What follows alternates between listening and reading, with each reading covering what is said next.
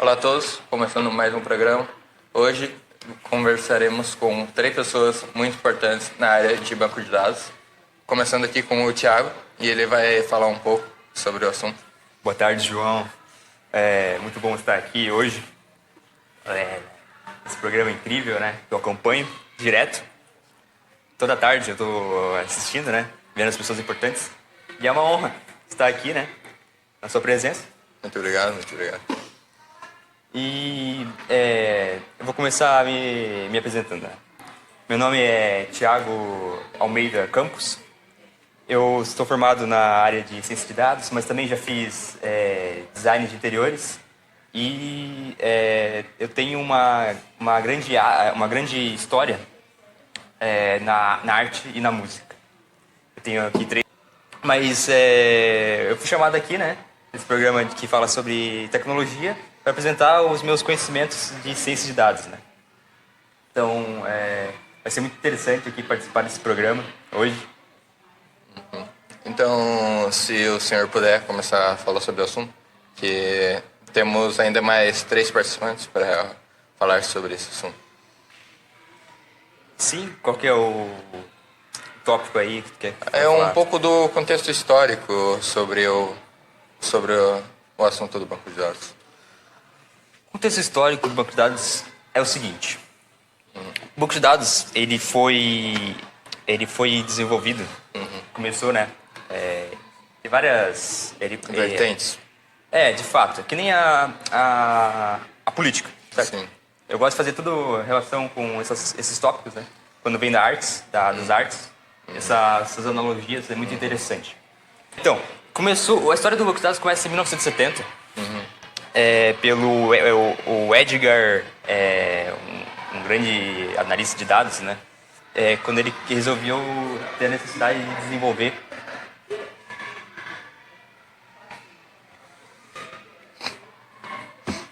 ele teve a necessidade de armazenar os dados, né, de aplicações para poder ter o gerenciamento, né, e a gestão dos dados.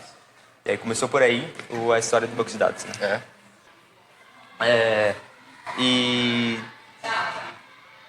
Nas empresas, né, é muito importante também esse gerenciamento de dados. E os softwares surgiram para resolver o problema físico dos bancos de dados. Porque antigamente tu tinha o problema de...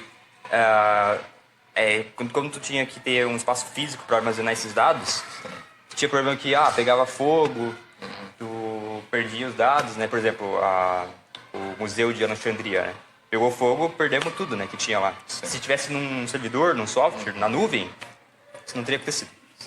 Então, muito obrigado. Só isso? Se você quiser falar um pouco mais sobre o assunto da tecnologia, no caso. Mas o que especificamente? Um pouco mais dentro desse assunto. Acho que, na real, acho que os seus amigos poderão falar melhor sobre o assunto que está por vir. Então, obrigado. Obrigado. Talvez você volte um pouco mais tarde. Então tá, valeu. É isso aí. Agora vamos pro próximo convidado que trouxemos aqui para falar sobre o assunto de banco de dados, que é o senhor Vinícius. Opa. Se o senhor pudesse apresentar um pouco. Tudo bom com você? E daí falar um pouco sobre o assunto. Pois então. Pensa assim, no banco de dados, pode se imaginar como se ele fosse um armário trancafiado. Sim. Daí, cada tabela que está no banco de dados possui uma chave. Daí, essa chave é uma chave de identificação uniforme que só tem ela. Entendeu? Entendi. Bom, como funciona a identificação delas? Tem no armário, Sim. tem as gavetas, Aham. né? Cada, pode-se dizer, uma entidade. Com certeza. Isso. Obrigado, então. Tem mais alguma coisa que o senhor queira falar? Cara, Aqui, de novo, ele veio trazer um pouco mais de informação sobre os bancos de dados não relacionais e ele está aqui de volta.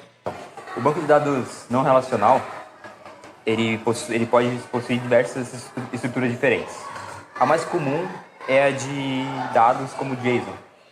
que é presente no MongoDB e no Firebase, por exemplo. A vantagem do banco de dados não relacional é que ele permite uma escalabilidade horizontal.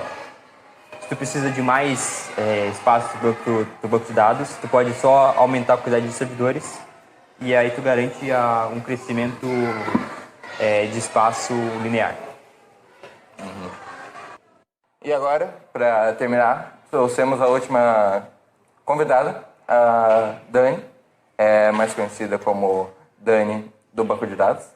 E ela vai falar um pouco sobre a estabilidade, a escalabilidade, no caso, do banco de dados e além da segurança dele. Então, prazer, pode começar. bom dia. Obrigado, bom dia. João, né? Isso. Obrigado. Pois então, a escalabilidade, as coisas assim, são divididas em duas coisas.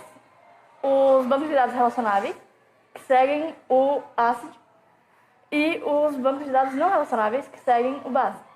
O ACID ele é melhor para assegurar a integridade e confiabilidade de dados. Mas eles podem sacrificar o desempenho em ambientes distribuídos. Os não relacionais não têm tanta essa confiabilidade, porém eles não são tão bons assim, mas enfim. Para segurança e integridade, né, é melhor os relacionáveis. E é isso. É isso?